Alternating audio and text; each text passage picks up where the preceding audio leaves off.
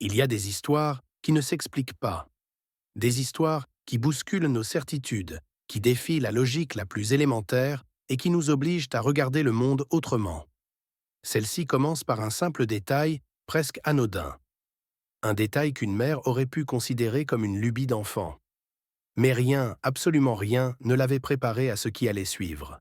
Imaginez un enfant de 4 ans, un âge où le monde se découvre à peine, où tout est nouveau, où un trottoir peut devenir une aventure.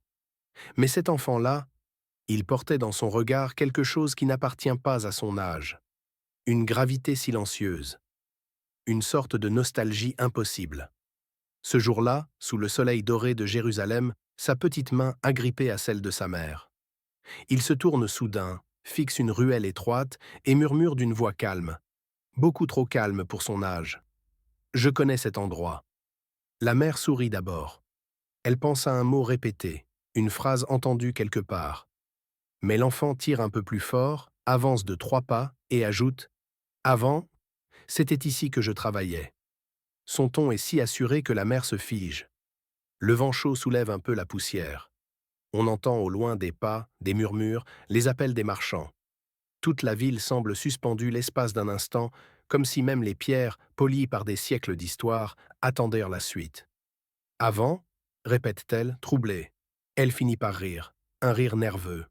Avant quoi? Avant la sieste? Mais le petit ne rit pas. Ses yeux restent accrochés aux murs ocres, comme s'il cherchait quelque chose ou quelqu'un dans la mémoire silencieuse de la ville. Et puis il dit, presque en chuchotant, avec une précision qui glace le sang, « Avant, quand j'étais un homme ». La mère sent son cœur se serrer. Le monde continue de tourner autour d'eux, les voix, les odeurs de pain chaud, de cannelle et de cèdre brûlé. Mais plus rien ne paraît réel. Ce n'est plus une promenade innocente. C'est le début d'un mystère qui les mènera beaucoup plus loin qu'ils ne l'auraient qu'à jamais imaginé. Un mystère où chaque détail, chaque mot prononcé par cet enfant brisera une certitude après l'autre. À cet instant précis, sans le savoir, la mère vient de franchir la frontière invisible entre l'ordinaire et l'inexplicable. Et ce que vous allez découvrir ensuite risque de changer votre façon de voir la vie, la mort et tout ce qui existe entre les deux. Avant que les phrases étranges de l'enfant ne viennent fissurer le quotidien, leur vie à Jérusalem avait une simplicité réconfortante. Sarah, la mère, aimait décrire leur existence comme un équilibre fragile, mais heureux. Une famille soudée, un foyer modeste mais rempli de chaleur, et surtout, un fils dont le rire suffisait à effacer les soucis. Il vivait dans un petit appartement situé non loin du quartier de Rehavia. Un lieu simple, baigné chaque matin par une lumière dorée qui filtrait à travers les rideaux. L'odeur du café de Sarah se mêlait souvent à celle du pain chaud des boulangeries voisines. C'était leur rituel, leur ancrage. Ouvrir les fenêtres, laisser entrer la brise et écouter les premiers bruits de la ville se réveiller. Le père, quant à lui, était un homme calme, analytique, presque trop rationnel. Ce qui le rendait d'ailleurs parfait pour contrebalancer l'imagination débordante d'un enfant de 4 ans. Il travaillait beaucoup, mais chaque soir, il rentrait avec le même sourire fatigué et posait sa main sur la tête de son fils, comme pour dire « Je suis là, petit. J'ai vu des choses aujourd'hui, mais rien d'aussi important que toi. » Et l'enfant, l'enfant, il n'avait rien d'extraordinaire en apparence. Une petite bouille ronde, des yeux trop grands pour son visage, une énergie douce et curieuse. Mais depuis quelques mois, Sarah avait remarqué quelque chose, un détail subtil, quelque chose qu'elle avait choisi d'ignorer au début. Par moments, il paraissait perdu dans ses pensées. Pas comme un enfant qui rêve, non, plutôt comme quelqu'un qui se souvient. Un regard qui ne se contente pas de regarder, mais qui fouille, qui cherche, qui reconnaît. Il y avait aussi cette étrange habitude. Il touchait les murs. Souvent. La pierre, le bois, même les objets anciens dans les marchés. Il les effleurait comme si ses doigts savaient quelque chose que sa bouche ne pouvait pas encore dire. Sarah trouvait cela attendrissant au début, mais elle ne savait pas que ce geste serait le premier indice d'un puzzle bien plus vaste. Dans leur quartier, la vie suivait son cours. Les voisins saluaient, les enfants jouaient dans les ruelles, les chats errants surveillaient leur royaume poussiéreux. Rien n'avait la moindre apparence de mystère. Tout semblait normal, affreusement normal même. Mais parfois, le normal n'est qu'un masque. un masque que le destin finit toujours par soulever. C'est dans ce décor, entre la routine rassurante et les premières fissures d'un mystère à venir, que leur vie allait lentement basculer. Car l'enfant ne se contentait pas de connaître certaines ruelles de Jérusalem. Il semblait les attendre. Comme si, d'une manière impossible à imaginer, la ville avait déjà vécu en lui. Et chaque jour qui passait, les signes s'intensifiaient, comme une vérité enfouie qui frappe de l'intérieur pour être libérée. La famille, encore inconsciente de l'ampleur de ce qui se trame, avançait avec la naïveté de ceux qui ignorent qu'ils sont déjà au cœur d'un récit bien plus ancien qu'eux. Les jours qui suivirent furent marqués par une lente et inquiétante montée en intensité. Comme si l'enfant, maintenant éveillé à quelque chose de plus profond que lui-même, ne pouvait plus retenir ce qui cherchait à remonter à la surface. Tout a commencé par des phrases. De petites phrases, lâchées entre deux respirations, prononcées d'une voix presque absente. « Maman, je me souviens d'un atelier. Il y avait des copeaux de bois partout, et ça sentait fort, comme le cèdre. » Sarah ne comprenait pas. Il n'avait jamais visité d'atelier de charpentier. L'enfant n'avait jamais été exposé à cette odeur. Et pourtant, il en parlait avec une précision déconcertante, comme quelqu'un qui évoque un lieu familier chargé de souvenirs personnels. Le soir, alors que la ville s'apaisait et que les derniers appels du muezzin se perdaient dans l'air chaud, l'enfant dessinait sur des feuilles blanches. Au début, ce n'était là que des lignes, des formes étranges. Mais très vite, ces dessins devinrent reconnaissables. Des marteaux, des outils, des pièces de bois assemblées, des plans rudimentaires de meubles. Sarah observait en silence, le cœur serré. Ce n'était pas un enfant qui imaginait. C'était un enfant qui reproduisait. Et puis il y eut les rêves. Des nuits entières où il se réveillait en sursaut, trempé de sueur, haletant comme s'il venait de courir. Chaque fois, les mêmes mots revenaient, prononcés avec cette voix éraillée qui ne lui ressemblait pas. « Je dois y retourner. Il manque quelque chose. On m'attend. » Le père, sceptique, tentait de rationaliser. « Ce n'est rien, juste des cauchemars. » À cet âge, l'imagination déborde. Mais même lui commençait à perdre pied. Car certains soirs, au lieu de pleurer, l'enfant parlait doucement, avec une maturité impossible. Il décrivait une vie qui n'était pas la sienne. Une vie d'adulte, remplie de responsabilités, de travail manuel, de fatigue, de regrets. Et le plus étrange, le plus perturbant, arrivait durant leur sortie dans la vieille ville. Chaque ruelle semblait réveiller quelque chose en lui. Il marchait plus vite.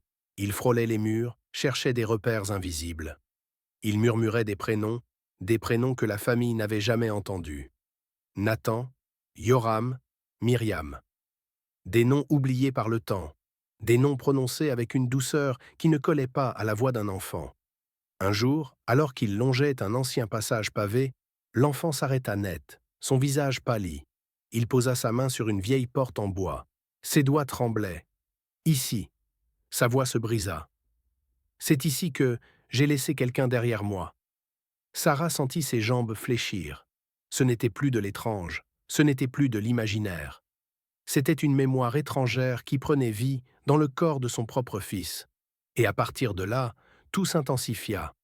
Ses paroles devinrent plus précises, ses émotions plus fortes, comme si le passé, un passé qui n'était pas le sien, s'imposait avec une urgence incontrôlable. Il y avait quelque chose, quelqu'un, une présence, un souvenir, une âme, qui demandait à être retrouvé. Et la famille comprit que ce n'était que le début, que ce qu'ils avaient appris pour des coïncidences n'était en réalité qu'un fil minuscule dépassant d'un tissu bien plus vaste. Un tissu qu'ils allaient beau devoir déplier ligne après ligne, même si cela signifiait affronter l'inconnu, même si cela menaçait de faire vaciller tout ce qu'ils pensaient vrai. Quand le phénomène devint trop intense, trop précis, trop dérangeant, Sarah comprit qu'elle ne pouvait plus affronter cela seule. L'enfant parlait désormais avec une assurance effrayante, comme s'il avait vécu deux vies en parallèle. Le père, lui, oscillait entre déni et angoisse silencieuse. Il devenait urgent de chercher de l'aide. La première personne qu'ils consultèrent fut un psychologue spécialisé en enfance et développement cognitif. Un homme doux, patient, au bureau rempli de dessins colorés et de petits jouets en bois. Il s'assit en face de l'enfant, un sourire rassurant au coin des lèvres. « Dis-moi, petit champion, comment connais-tu tous ces endroits ?» Le garçon haussa simplement les épaules. Puis il répondit, sans hésiter, « Je ne les connais pas, je m'en souviens. » Le psychologue fronça les sourcils. Il tenta une autre approche, plus ludique. « Et ces outils que tu dessines, tu les as vus dans un livre?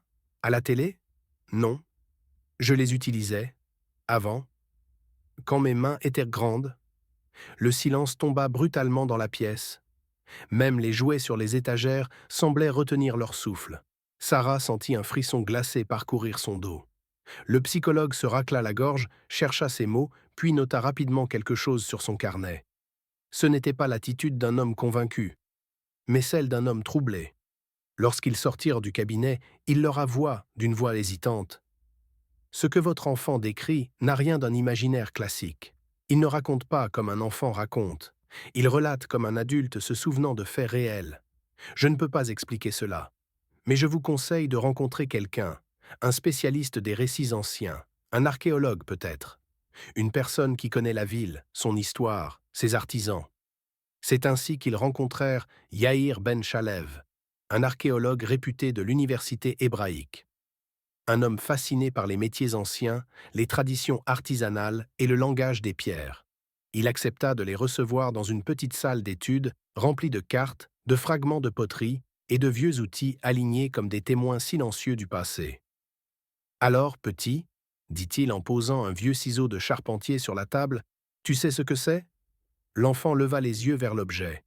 Il n'eut pas besoin de le toucher, ni même de le contempler plus de quelques secondes. « Bien sûr que je sais, » répondit-il calmement. Puis il ajouta, « C'est un asmel, un ciseau pour le bois. On l'utilisait pour les joints. Mais le manche de celui-là devrait être plus long. » Yair resta figé, bouche légèrement ouverte. Ce terme, asmel, n'était plus utilisé depuis des générations. Même certains artisans modernes l'ignoraient. Le père, lui, blêmit. L'archéologue tenta de reprendre contenance, mais sa voix tremblait légèrement lorsqu'il reprit. « Et où as-tu appris cela ?» L'enfant baissa la tête comme s'il parlait d'un souvenir douloureux. « Je n'ai rien appris. Je m'en souviens. Cet outil, c'était le mien. » Un silence lourd s'abattit dans la pièce. On aurait pu entendre tomber un grain de poussière. Yair se leva, fit quelques pas, puis revint vers eux avec une carte très ancienne de Jérusalem. Une carte dessinée à la main datant d'une époque où les rues n'avaient pas encore de noms officiels. « Montre-moi, » dit-il, la voix soudain basse. « Si tu t'en souviens, où travaillais-tu » Le garçon plissa les yeux, observa la carte comme quelqu'un qui reconnaît un vieux paysage d'enfance. Il pointa une ruelle, très précise, très ancienne. « Là, ce quartier. On m'appelait le charpentier de Kidron. » Sarah sentit son estomac se nouer. Le père lâcha sa main sans même s'en rendre compte. L'archéologue, lui, pâlit comme la pierre. Car ce nom, Kidron, n'était plus utilisé depuis des siècles. Il désignait une zone ancienne, aujourd'hui morcelée par le temps, disparue des cartes modernes. « C'est impossible, » murmura l'archéologue. Puis, se tournant vers les parents, « Ce qu'il décrit correspond à une zone d'atelier datant d'environ 150 à 200 ans. Un quartier d'artisans. Il ne devrait rien en savoir. Personne n'en parle plus. C'est comme si quelqu'un qui a vécu là revenait pour le raconter. » Sarah sentit sa gorge se serrer. Le père n'arrivait plus à trouver les mots. Et l'enfant, tranquille, posa sa main sur la table et murmura « Je dois retourner là-bas, avant qu'il ne soit trop tard. » Yair le fixa longuement. Son regard n'était plus sceptique. Il était marqué par une certitude effrayante, une certitude qu'il ne pouvait s'avouer à lui-même. « Je veux vous accompagner, » dit-il enfin. « On doit voir ce qu'il reconnaît sur place. S'il dit vrai, alors votre fils porte une mémoire qui ne lui appartient pas. » Le père secoua la tête, pris entre peur et fascination. Sarah, elle, savait que le point de non-retour venait d'être franchi. Ce n'était plus seulement une série de coïncidences. C'était désormais une quête validée par l'histoire, par la science, par les pierres elles-mêmes. Et le passé, ce passé étranger, oublié, venait d'ouvrir la porte. Le lendemain matin, Jérusalem s'éveilla sous une lumière pâle, presque laiteuse. Le ciel semblait hésiter entre le soleil et les nuages, comme si même la météo percevait l'étrangeté de ce qui allait se produire. La famille retrouva l'archéologue Yair Ben Shalev près de la porte des Lions. Il avait apporté plusieurs cartes, anciennes comme récentes, et un carnet rempli de notes. Mais malgré la précision de son matériel, il ne pouvait s'empêcher de jeter de furtifs coups d'œil à l'enfant, comme si ce dernier détenait un savoir que lui-même, pourtant expert en histoire, ne possédait pas. On va suivre ses indications, dit Yair d'un ton grave. Laissez-le marcher. Ne le guidez pas. Ne parlez pas trop. Regardez seulement. L'enfant acquiesça sans même lever les yeux. Il semblait habité, comme si une force silencieuse tirait des fils invisibles à l'intérieur de lui. Ils commencèrent à marcher dans les ruelles étroites, là où le soleil peine à entrer et où l'odeur de pierre humide se mêle à celle du pain grillé et des épices. Les pas de l'enfant résonnaient étrangement, réguliers, assurés, comme des pas familiers d'un homme qui rentre chez lui après une longue absence. Il s'arrêta plusieurs fois, toucha un mur, ferma les yeux, respira longuement. Ici. Cette pierre a été replacée, elle n'était pas comme ça. Avant, elle était fondue. Yair blêmit. Il connaissait cette restauration. Elle datait d'une cinquantaine d'années. L'enfant ne pouvait pas le savoir. La famille échangea un regard rempli d'incompréhension mêlée d'effroi. L'enfant continuait d'avancer, guidé par une mémoire sans âge. Ils descendirent une ruelle qui menait vers un ancien carrefour. L'enfant s'arrêta net. Son visage devint pâle. Là, là j'ai couru. J'ai perdu quelque chose. Quoi? Demanda Sarah, la voix tremblante. Un long silence. Puis, dans un souffle à peine audible, une promesse. Ils poursuivirent jusqu'à une zone où les ruelles semblèrent se superposer comme des strates de temps. Les murs, couverts de mousse par endroits, portaient encore les marques des anciens ateliers d'artisans. L'enfant s'accroupit, posa sa paume sur une marche de pierre et dit « Ici, on me regardait travailler. Les passants s'arrêtaient. Certains me saluaient. Je n'étais pas seul. » Sarah sentit son cœur se déchirer. L'enfant parlait avec la voix d'un adulte qui évoque une vie perdue, une vie qu'il aurait voulu continuer. Yair l'observait avec une intensité rare, comme un chercheur qui voit devant lui une vérité qu'il ne parvient pas encore à accepter. « Continue, murmura-t-il à l'enfant. Si tu reconnais l'endroit exact, montre-le. » Le garçon marcha encore, plus vite cette fois, comme si la certitude se resserrait. Puis il s'arrêta devant une porte ancienne, renforcée de métal, décolorée par le temps. Il posa ses deux mains dessus, ses doigts tremblaient légèrement. « C'était ici, dit-il. Mon atelier, mon endroit, là où je fabriquais des berceaux, des coffres, des tables, des choses qui devaient durer. » Il frappa doucement la porte, comme s'il toquait à un souvenir. Derrière cette porte, j'ai vécu. Et j'ai attendu quelqu'un qui n'est jamais revenu. Sarah se sentit vaciller. Le père posa une main sur son épaule, mais elle ne le sentit même pas. Chaque mot de l'enfant lui transperçait le cœur comme une vérité trop lourde, trop ancienne. Yair approcha, inspecta la porte. Il se pencha, toucha le bois, observa les charnières. « C'est impossible, murmura-t-il. Cette porte, elle appartient à un atelier du XIXe siècle. Un atelier de menuiserie retrouvé dans les archives de la ville. Mais il a été abandonné depuis plus d'un siècle. » Il posa sa main sur la poignée. Il hésita, puis il regarda les parents. « Je peux essayer d'ouvrir ?» Sarah hocha la tête, les yeux embués. Le père acquiesça. L'enfant, lui, resta immobile, comme s'il savait déjà ce qui se trouvait derrière. La porte grinça, lentement, révélant une pièce sombre, silencieuse, poussiéreuse, mais étrangement intacte. Des copeaux de bois au sol, des outils rouillés, alignés sur une table. Un berceau inachevé, posé dans un coin, comme si son constructeur avait prévu de revenir le terminer. L'enfant entra le premier, sans peur, sans hésitation. Il caressa le bois du berceau, ses doigts glissant sur les traces de coupe. « Ça, c'est le dernier que j'ai essayé de faire. Il était pour quelqu'un, mais je n'ai pas pu le finir. » Sa voix trembla légèrement. Pour la première fois, il semblait triste, profondément triste. Sarah s'avança, les larmes aux yeux. « Pour qui ?» demanda-t-elle doucement. L'enfant releva la tête. Ses yeux brillaient d'une lumière ancienne. Pour elle, celle que je dois retrouver, celle que j'ai laissée seule. Un silence immense s'abattit dans l'atelier. On aurait dit que le passé retenait son souffle. Yahir recula d'un pas, complètement bouleversé. Cet endroit, personne ne le connaît. Personne ne l'a étudié. Il n'y a rien dans les archives modernes. Et pourtant, il décrit chaque détail comme s'il l'avait quitté hier. Le père, la voix brisée, murmura « Qu'est-ce que cela signifie ?» Yahir ferma les yeux. Cela signifie qu'il porte une mémoire qui traverse les générations, qu'il n'invente rien, qu'il se souvient.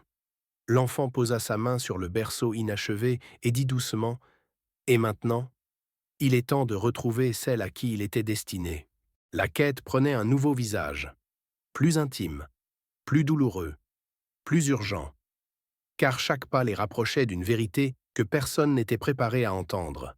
Le soleil commençait à se coucher sur Jérusalem lorsque la famille, accompagnée de Yahir, ressortit de l'atelier. La lumière dorée enveloppait les pierres anciennes comme une caresse du passé.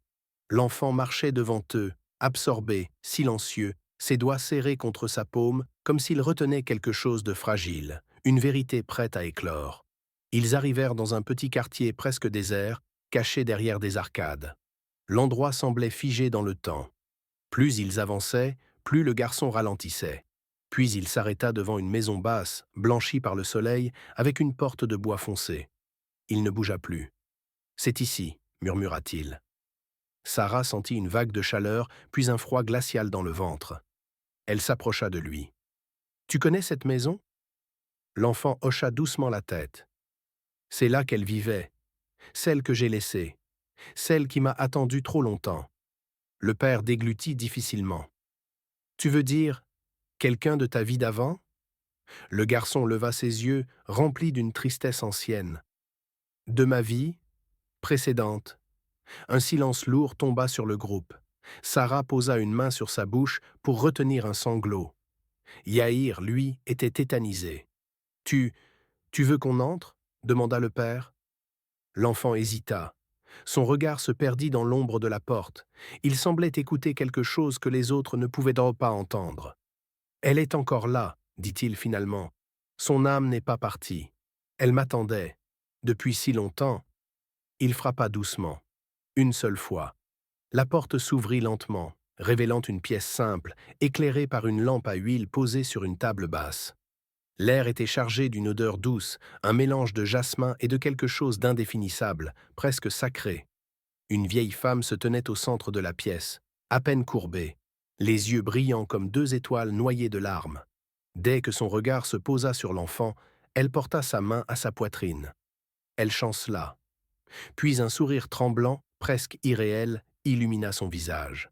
« Enfin, » souffla-t-elle, « tu es revenu. » La mère recula d'un pas, incapable de comprendre. Le père resta figé, la gorge sèche. Yahir fixait la scène comme un scientifique confronté à l'inexplicable. L'enfant, lui, s'avança. Ses yeux se remplirent de larmes qu'il ne chercha pas à retenir. « Je suis désolé, » dit-il d'une voix brisée. « Je t'ai abandonné. Je n'ai pas tenu ma promesse. » La vieille femme s'approcha, chaque pas semblant demander un effort qui lui coûtait tout ce qu'il lui restait de vie. Elle posa sa main sur la joue de l'enfant. « Tu n'as rien abandonné. Tu m'as simplement précédé. J'ai su que tu reviendrais. Pas dans la même forme, pas dans le même corps, mais je savais que ton âme trouverait le chemin. » Sarah éclata en sanglots silencieux. Elle ne comprenait pas tout, mais elle ressentait chaque mot comme une déflagration dans son cœur de mère. Le garçon serra les doigts de la vieille femme. « J'avais commencé un berceau pour toi, pour notre enfant, mais je n'ai jamais pu le terminer. » Elle sourit, tristement. « Je sais. J'ai attendu ce berceau plus que tout. Mais maintenant, ce n'est plus nécessaire. Laisse le passé se reposer. Tu as trouvé ton chemin vers moi. » Elle prit une profonde inspiration. Ses yeux se voilèrent légèrement. « Je n'ai plus beaucoup de temps. Mais avant de partir, je devais te revoir. Je devais te dire que je t'ai pardonné depuis longtemps. » Les jambes de l'enfant fléchirent. Il s'effondra dans ses bras. « Je ne voulais pas partir. Je ne voulais pas mourir loin de toi. Je n'ai jamais cessé de t'aimer, jamais. » La vieille femme l'enlaça. Ses mains tremblaient. Son souffle se faisait court, haché, fragile. « Je sais. Et maintenant, tu peux être en paix. Tu peux vivre ta vie, ta vraie vie, celle qui t'attend. Laisse-moi partir. Tu n'as plus besoin de me chercher. » Elle embrassa son front. Un geste doux, presque maternel, presque éternel. Puis elle ferma les yeux. Un long souffle s'échappa de ses lèvres. Son corps devint léger, comme s'il perdait son poids de douleur et d'attente. Quand l'enfant rouvrit les yeux, elle ne respirait plus. Ses traits étaient apaisés, libérés. Elle semblait dormir comme si elle avait enfin trouvé la paix qu'elle attendait depuis une autre vie. L'enfant posa sa tête contre son épaule, pleura en silence, des larmes qui n'appartenaient pas seulement à lui, mais à deux vies entremêlées. Sarah vint l'envelopper de ses bras. Cette fois, il la laissa faire. « C'est fini, » murmura-t-elle.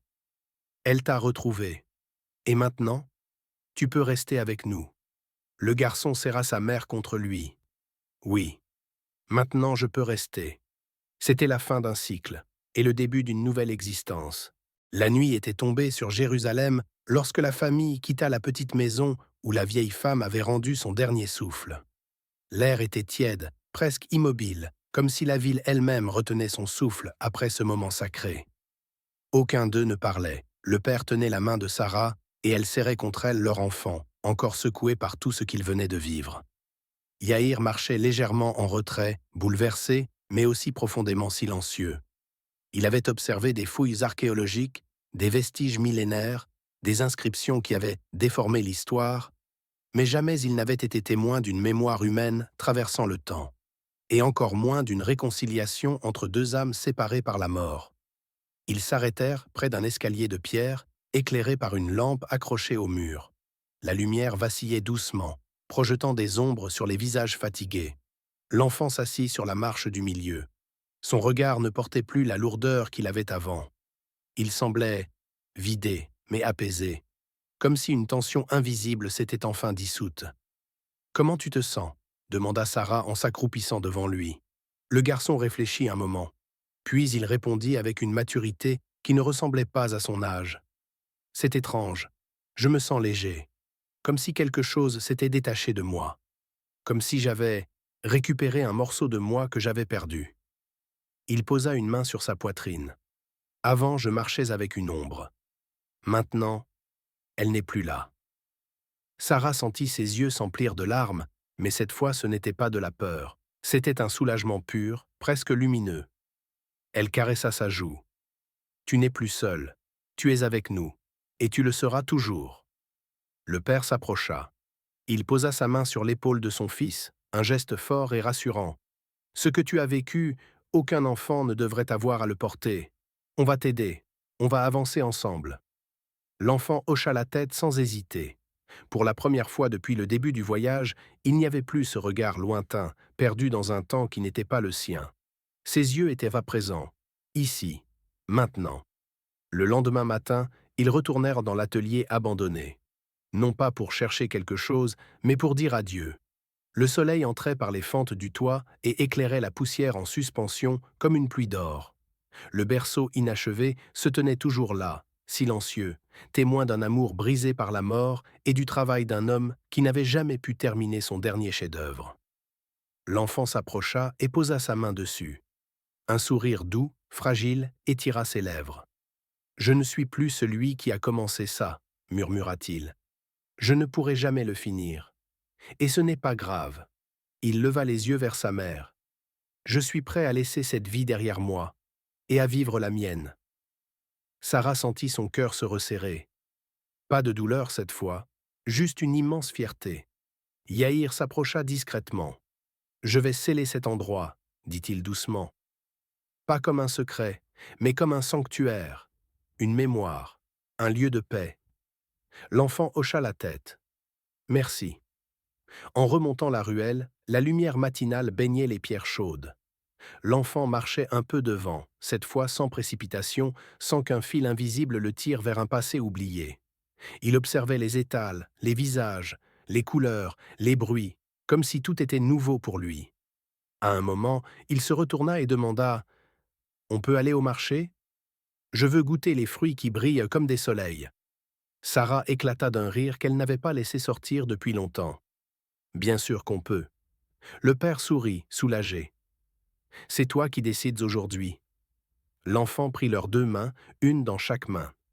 Et pour la première fois depuis leur arrivée à Jérusalem, il avança sans hésitation, sans peur, sans souvenirs étrangers. Seulement avec eux. Plus tard, assis sur la terrasse d'un café, l'enfant dégustait une pâtisserie collante au miel. Il en avait plein les doigts et son rire chaud résonnait parmi les conversations autour. Yaïr les observait, pensif.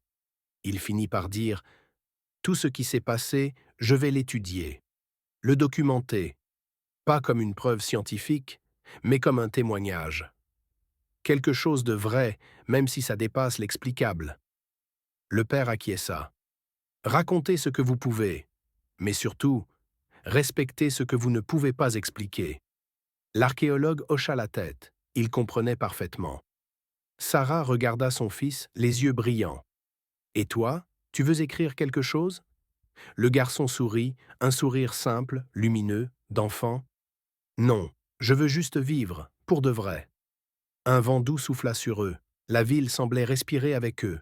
Le passé s'était refermé, le présent s'ouvrait, et l'avenir, pour la première fois, ne faisait plus peur.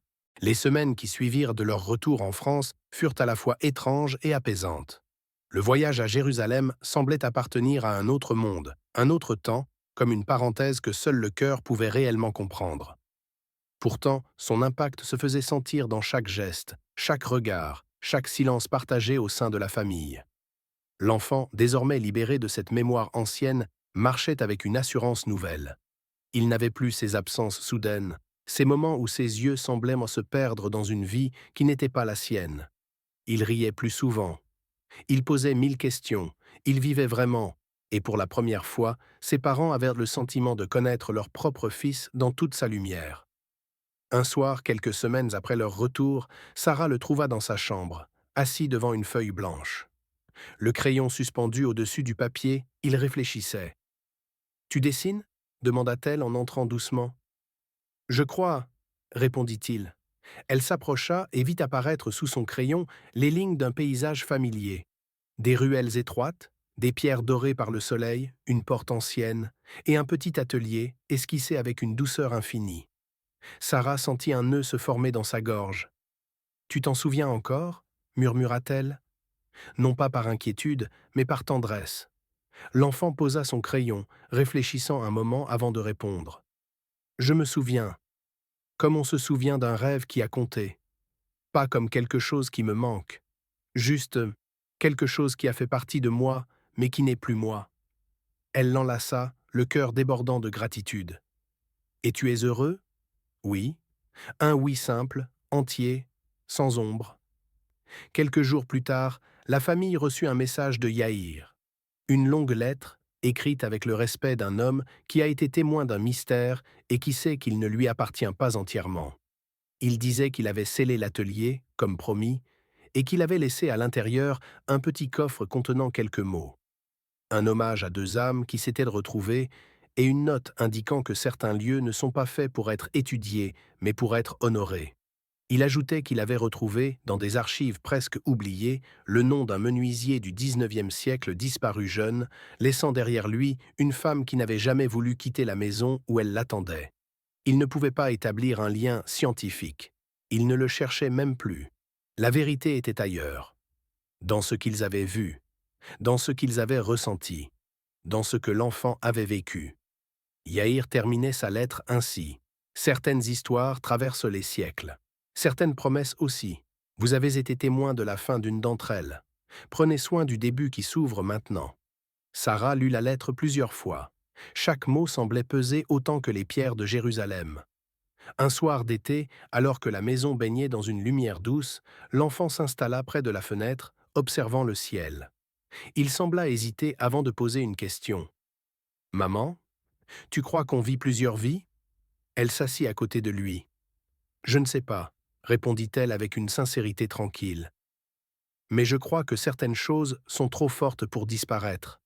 L'amour, par exemple, ou les promesses. L'enfant sourit, comme s'il comprenait quelque chose que les mots ne pouvaient pas décrire. Je crois aussi. Je crois qu'on revient quand il reste quelque chose à réparer, et que quand on a fini, on peut vivre pour de vrai. Ils restèrent un moment en silence. Le ciel était clair, une étoile brillait juste au-dessus de l'horizon comme un signe discret. Tu penses encore à elle demanda Sarah doucement. Parfois. Mais pas pour être triste, juste pour dire merci. Merci d'avoir attendu. Merci d'avoir compris. Merci de m'avoir laissé partir. Une larme glissa sur la joue de Sarah. Elle la laissa couler. C'était une larme douce, presque heureuse.